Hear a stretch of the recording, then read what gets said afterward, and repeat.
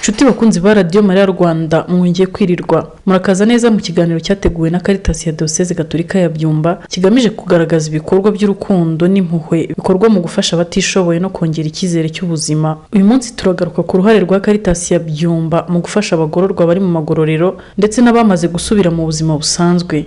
Nubwo hari abagiye banyura mu bihe bikomeye n'amakosa atandukanye, Caritas Byumba ikomeje kubereka ko ubuzima bushya bushoboka kandi ko buri muntu akwiriye amahirwe yo kongera kwiyubaka no gusubira mu muryango afite icyizere. Mu butumwa bwayo bwo gufasha imbabare no kubaka amahoro n'ubwiyunge, Caritas ya Diocese Gatolika ya Byumba ikora ibikorwa bitandukanye mu magororero no gufasha abarangije ibihano kongera kwiyubaka. Reka tubanze twumve Padiri Augustin Nzabonimana, umuyobozi wa Caritas ya Diocese Gatolika ya Byumba, adusobanurira ibyo bakora naho bakorera ubu butumwa. Tubashimiye ko mwafatanyije natwe mu biganiro byose twacishije kuri Radio Maria Rwanda muri uku kwezi. Ubu tukaba tugeze ku kiganiro cya nyuma cy'uku kwezi, aricyo turi buze kuganiraho by'umwihariko ku bagororwa ndetse n'amagororero mukorana nayo mu butumwa bwanyu bwa Caritas bwa buri munsi. Ese mwatangira mwibwira abakurikiye Radio Maria Rwanda? Murakoze. Ndi Padiri Augustin Nzabonimana, umuyobozi wa Caritas ya Diocese Gatolika. Mu maraporo twagiye dusoma ya Caritas Byumba twabonye hari aho mwagiye mufatanya n'amagororero cyangwa se mwita ku bagororerwa muri ayo magororero. Ese muri Diocese Gatolika ya Byumba ubwo butumwa mu bukorera hehe? Murakoze cyane. Ubundi n'ubwo butumwa bwo mu magororero n'ubutumwa tumazemo igihe, n'ubutumwa Kiliziya ikora ifatanyije n'abafatanyabikorwa bayo ndetse n'abandi bogeza butumwa bari mu butumwa bwa Kiliziya hirya no hino. Rero umunuri y'amagororero ubwo butumwa burimo n'ubutumwa bwa Caritas, n'ubutumwa bw'urukundo nk'uko Evangelii ya Yezu Kristo bitubwira, aho yarafunzwe agasurwa. Rero ni ahantu duhurira na Yezu nyine tumubona muri za mbabare ziba ziri muri ayo magororero.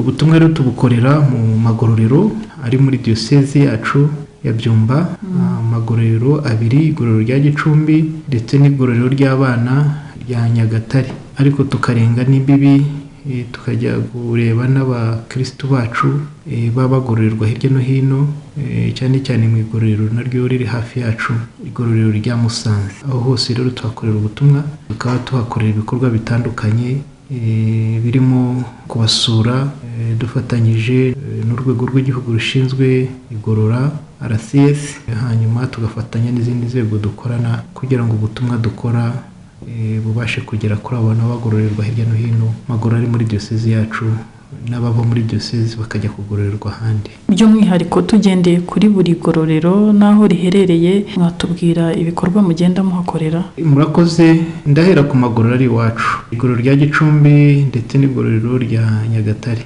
Mere kuri Gicumbi, ibikorwa bya mbere ni ugusura abagororerwa mu igororero rya Gicumbi bagahabwa amasakaramentu, igitambo cy'Ukaristiya, ndetse bakaba bafitemo n'izindi gahunda zigendanye n'ubukristo. Aho ngaho turabakurikirana, tukaba twajyayo dufatanyije na Komisiyo ya Justice EP.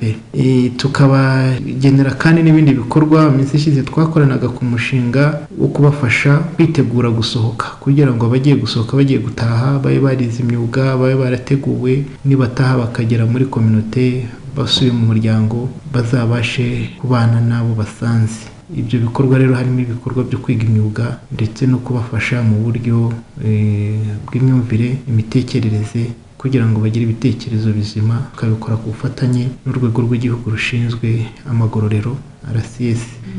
Aho ni igororero rya Gicumbi, ku buryo twanabubakiye n'aho bashobora kwigira guhinga ibihumyo. Tubigisha n'imyuga itandukanye bashobora gukora batashye kandi byabagiriye akamaro. N'abatashye bamwe twagiye tubaha ibikoresho byo kujya gutangira ubuzima. Ibyo tugenda tubibona iyo turi mu butumwa bwacu nyine bwo kubageraho mu magororero, tukareba ikenewe, tukanaganira n'inzego zibashinzwe, tukareba ibyo bakeneye, ariko nanone tukanabona maze gusohoka uko baba babayeho muri community. Igororero rya Nyagatare ni igororero ry'abana. Abana bagiye bagongana n'amategeko. Abana ni inshuti za Yezu. Yezu ni utubwira ati mureke abana bato bansange. Hariya tuhagira ubutumwa ku buryo buri mwaka musenyeri nawe ajya kubasura akaganira nabo, agasangira nabo. Ariko dufite ibyo bikorwa byatangiye iminsi yashize byo kubigisha n'ab'imyuga ndetse no gufatanya na RCS, urwego rw'igihugu rushinzwe amagororero, mu kubigisha mu buryo busanzwe, bakiga bagatsinda bakajya mu masegonderi, ku buryo nabo basohoka bakajya hanze bakigirira umumaro. Ibyo turabikora rero na RCS. Twabubakiyeyo amazu yo gukoreramo, kwigiramo imyuga. Tugenda tubaha n'ibikoresho bimwe by'ibanze bagomba gukoresha, barabifite kandi baranabikoresha iyo bageze hanze, tubona ko bagirira umumaro. Hanyuma ikindi tubafasha ni ukubahuza n'imiryango. Dufite gahunda y'uko abavuye mu igororero tubahuza n'imiryango yabo, kuko abenshi baba bari aho ngaho, ari abana baba barafunzwe, baba mu muhanda, babahe. Noneho yajya gutaha tukabanza kumufata, tukamuganiriza, tukamenya iwabo, tukamuhuza n'ab'iwabo, agataha aza aho ajya, ndetse n'ababyeyi be cyangwa bamwe mu muryango we bakaza kumufata, tukabagenera n'itike ishobora kubageza mu rugo aho bagiye. Ibyo birakorwa. Hari n'abandi rero bagiye bafungurwa, bamara kugera hanze barigaga segonderi, tugasanga badafite ubushobozi bwo gukomeza kwiga. Abo ngabo twabahaye uburyo bwo kwiga, tubarihira minerivare. Hari n'abandi duhuza n'abandi baterankunga za Caritas zo mu madiyosezi yabo baturuka hirya no hino kure ya diyosezi yacu ya Byumba, nabo twabuza na za Caritas zikabasha kubafasha kugira ngo babashe kwiga no gutangira ubuzima. Ibyo ni byo dukorana n'igororero rya Nyagatare ndetse n'abapadiri bakorera ubutumwa n'ubuyobozi bw'igororero.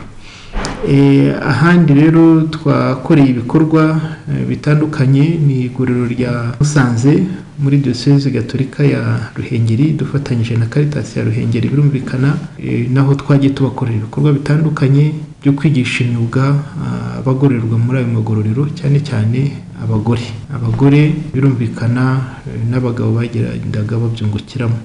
Twabanje kubategura mu mutwe ndetse no kubereka ko bagiye gutaha, kandi bataha bakagera muri sosiyete, mu miryango yabo, bagomba kugenda bafite icyo bagiye gukora bakizi neza. Ibyo rero twabigishije ubudozi, ubuhinzi bugezweho, ubuhinzi bw'ibihumyo, imboga, ibintu bishobora kubafasha mu buzima bworoshye bageze hanze. Bigishwa gukora imigati, mbese utuntu bashobora gukora batashye, n'ububoshyi butandukanye, ibintu bashobora gukora bikabafasha mu buzima batashye. Ibyo twarabikoze. Abasohotse benshi twagiye tubafasha, tubaha ibikoresho byo gutangira ubuzima, ariko tukanabahuza n'andi mahirwe ari mu gihugu cyashizeho, tubahuza n'amakoperative n'ibindi bigega bishobora kubafasha nk'abandi banyarwanda bose. Ibyo byarakozwe rero, birahari. Ndetse na gahunda yari yihariye twagize, nubwo umushinga usa naho warangiye, ni abantu bari bafungiye jenoside yakorewe Abatutsi mu Rwanda. Abo ngabo twarabateguraga tukabahuza n'imiryango bahemukiye. Ubu ngubu abo iyo gahunda yagezeho bose batashye babashije kubana nabo bahemukiye, abo biciye, bafite ubuhamya bwiza, cyane cyane muri paruwase ya Mutete. Izo nizo gahunda rero dufite kandi zikomeza kugeza ubu ngubu. Imishinga yarangiye, turacyayishakira ubushobozi n'abandi bafatanyabikorwa kugira ngo abo bantu bari mu magororero tubashe kubageraho mu butumwa bwacu bwa Caritas, mu butumwa bwa Kiliziya. Iyo umuntu abonye ubufasha ndetse akabona umuntu umwumva, ashobora kongera kugira icyizere no gutangira ubuzima bushya. Dukurikiye bamwe basubiye mu buzima busanzwe bavuga ko bafashijwe na Caritas ya Diyoseze Gatolika ya Byumba ndetse batubwira impinduka byabagejejeho. Twamurereye Imana Odette niye kumenyana na Caritas nawe umuntu nuko ndafunga ya mu igororero rya Musanze, ntashye baza kumbwira ngo Caritas hari ukuntu iri gufasha abantu bavuye muri gereza. Ariko n'ubundi Musenyeri yari yaraje i Musanze kugira ngo bige imyuga, babigisha imyuga. Batashye batangira kubaha ibikoresho, babasubiza no ku mashuri bariga, babatangira amafaranga n'ibikoresho. Ubwo nanjye ngiyeyo baranyakira, banyakiriye basha kubona imashini uburyo gushaka uburyo bwo kujya niteza imbere, ubu nyikoresha mu buryo nshoboye. Rero Caritas ndayishimira pe ntacyo yarankoreye. Hanyuma se muba mu igororero hari abantu bajyaga baza kubigishirizayo? Abari barimo basanzwe babizi, bazanye ibikoresho, abantu bafata ibintu bariga. Abashoboye kwiga kudoda baradoda, abashoboye kwiga gusuka, mbese umuntu yajyaga mu mwuga ashaka. Wowe wize ibiki? Nize kudoda. Ubwo nizeho agahe gato mpitana, aribwo bitangiye. Ndaza ndicara mba mu rugo, nahamaze nk'igihe kinini. Ubwo nibwo naje guhita sinzi umuntu waje kuma ayo makuru, nuko nza kujyayo. Ngezeyo rero baranyakira, bafasha kumpa ikifasha kwiteza imbere.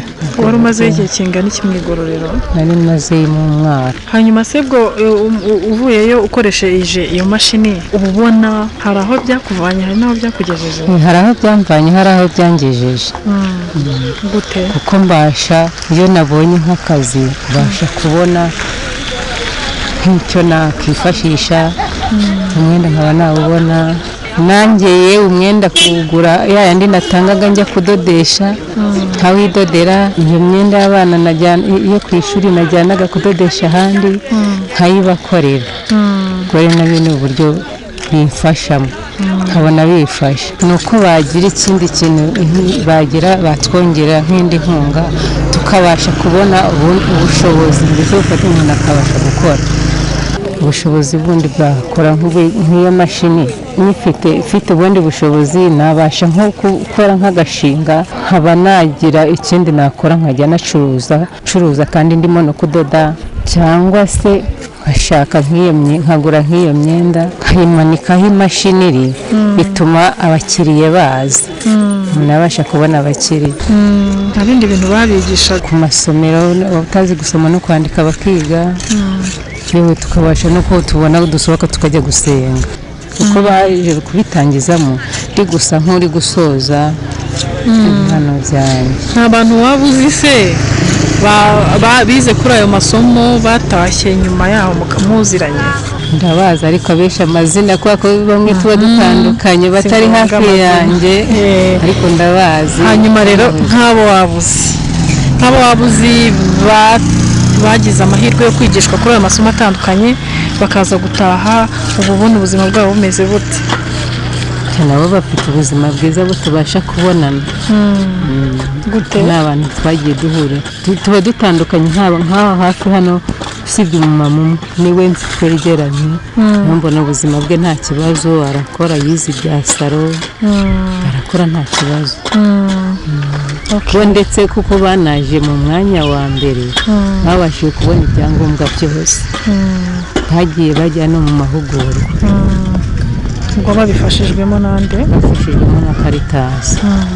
Ushoboye kwiga ikintu cy'umwuga yabasha kugenda akiga afashijwemo na Caritas, kuko iyo asigaye hanze kujya mu bundi buzima busanzwe, afite umurimo azi, ibasha kugira aho yikura n'aho yishyira.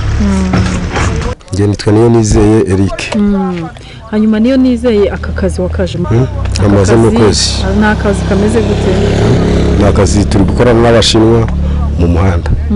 Nagiye 2019 fungurwa 2 na 24 ubuzima bwa gereza nyine aba ari danje kuko ubu na visite yavuyeho mbere nibwo ababyeyi bakuzaniraga amata cyangwa iki ariko bisaba kugira ngo mujye muri kantine ibintu byose babishopingire muri kantine babikugezeho nawe nta kintu gishobora kuba gituruka hanze ngo kigere mu kigo indani gutyo biba bimeze ariko ubuzima bwo muri gereza buba bukakaye ariko urabwihanganira abapadiri bazaga nabazaga mu misa tugiye mu misa mbese nibwo twababonaga Caritas narayimenye twe twarigaga bakatubwira ati yewe nimutaha mwige mushishikaye nimutaha buri muntu icyo yagiye yiga azagenda ataye ajye kuri Caritas agira ikibamwe ibikoresho byo kuba nigaga ibiki ngewe n'iz'ubwubatsi niga no kudoda imyenda andi masomo aba ariyo nayahe andi masomo n'ubukanishi bwa buriyo no kubaza biba biriyo abana ushaka kwiga icyongereza arakiga igiswahili igifaransa n'indimi zigiye zitandukanye hanyuma maze kugusohoka byagenze bite aje gusubira mu buzima busanzwe naraje n'ubundi nangira gushaka akazi k'ibyo nari nize nuko n'ubu nyine n'ubu ni akazi nyine ndi gukora ko kubaka niko nahise mbona kuko nazamutse kuri Caritas ngerayo ngezeyo mba igipapuro cyanjye ndangije kuba igipapuro cyanjye barambira ati imashini zidoda zarashize noneho umumeri asanga ndi kubaka ahantu barambira ati se Eric ubwo nuzi kubaka wazaje nkakwihera ibikoresho n'ubundi by'ubwubatsi usibye ko nagezeho nabyo nkasanga byarashize yamaye materiyeri nkeya ni ibihe bikoresho baguhaye yamaye nivo umwiko isarubeti na metero bigufasha iki rero muri ubu buzima muri ubu buzima bw'iyi minsi nta kibazo ariko njyewe hari ibikoresho bike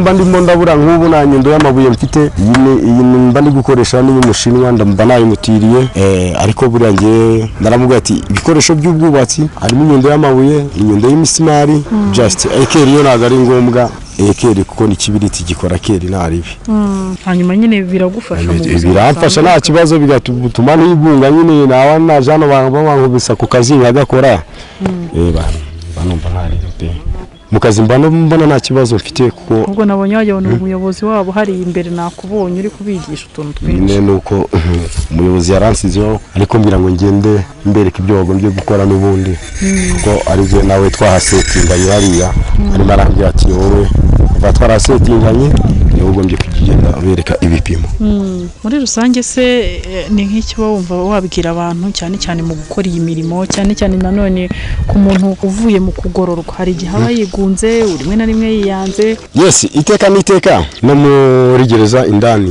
bahora babivuga ubundi bitewe n'uburyo ki mbese ntago abantu turatandukanye abantu tugiye dutandukana ariko ngiye nabashishikariza ko bakwiga imyuga n'ubundi kuko nanjye nayize ubu nkaba ndi kuza cyo kora nashimira na mwarimu wanyigishije nuko ntari nagira ikintu mbona nari kuzajya kumusura ko ibi byose nkora ni batumye mbimenya bitewe n'iki no kwanga kwirirwa nicaye ashimira rero Caritas yamaye ibikoresho ebana Imana igomeze ibongerere umukuye kandi dawe nyemerera ngiricyo musaba ushimeza ko ngimenye ndagusabye muri hafi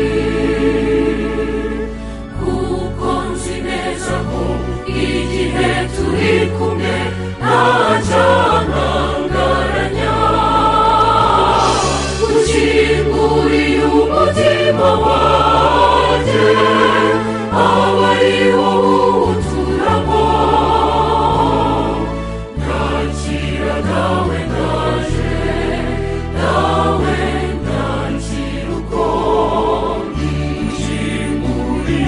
ukinguriye umutima wanjye aba ari wowe uturamo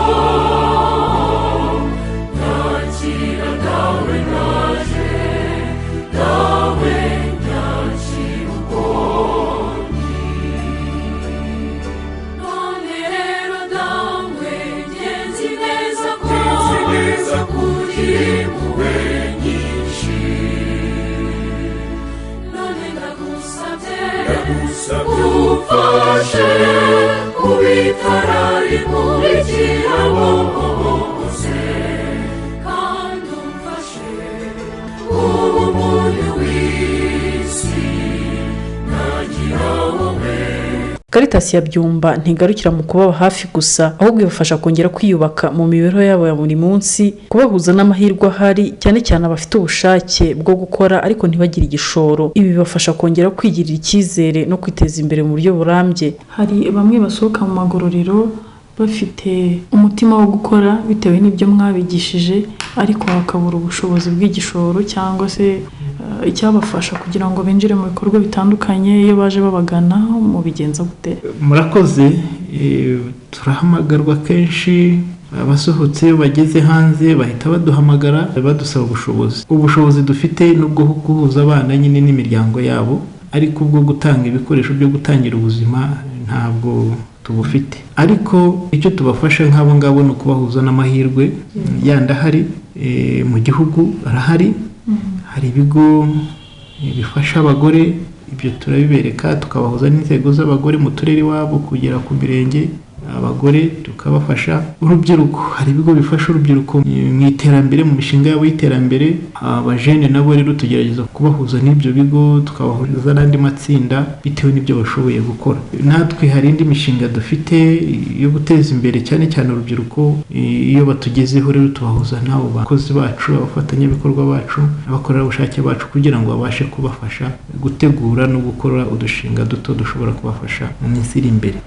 Rero hari n'abatwumva, iyo baje, iyo batugezeho, icyo dukora ubu ngubu ni ukubahuza n'ayo mahirwe, kandi turacyashakisha kugira ngo turebe niba hari ibindi twakora kugira ngo dufatanye n'abandi bafatanyabikorwa bari mu iterambere cyane cyane ry'urubyiruko n'abagore baba bafunguwe n'abandi muri rusange. Noneho twasoza ari icyo mwabwira bakurikiye Radio Mariya Rwanda, abakora muri izo nzego zo kwita kuri abo bagororwa, ni ubuhe butumwa mubagezaho? Murakoze. Turi gusoza ibiganiro byacu kuri Radio Mariya Rwanda, ibiganiro bya Caritas ya Diyoseze Gatolika ya Byumba.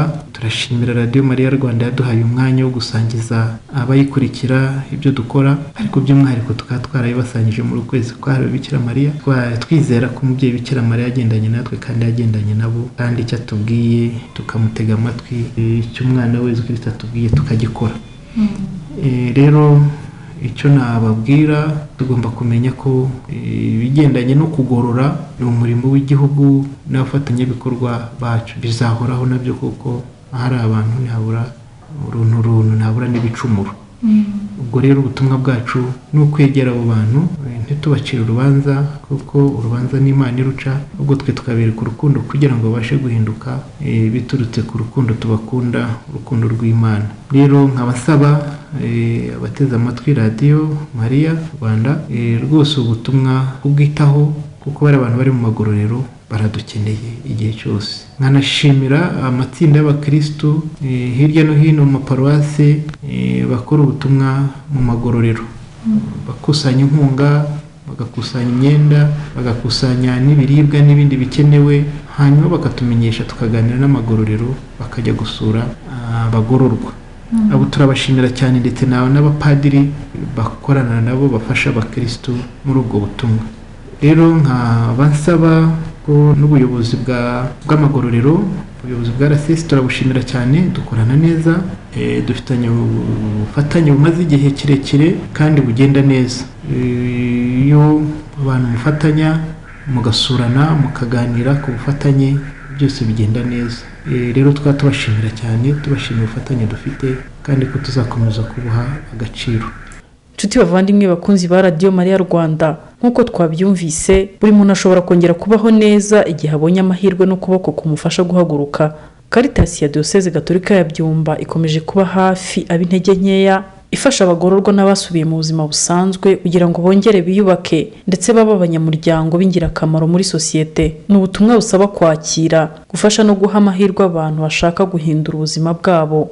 Mwakoze cyane kuba mwaradukurikiye muri uku kwezi kwa Gicurasi 2026, ubwo Caritas ya Diyoseze Gatolika ya Byumba yabagezagaho ibiganiro byose bigendanye n'ibikorwa bya Caritas. Iki kiganiro mwagiteguriye kandi mukigejweho nanjye Musabyimana Joseline. Mugira amahoro y'Imana.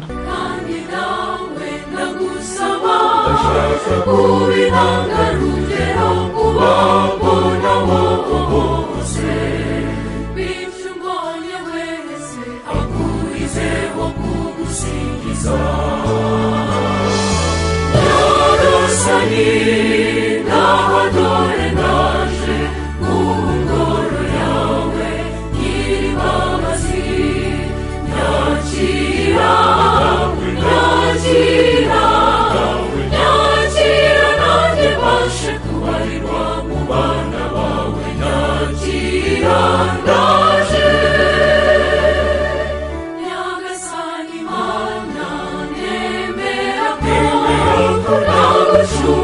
wanjyeho kuva kera mu byo nakoze mu byo navuze no mu byo natekereje byose nyakira ndaje ubinkize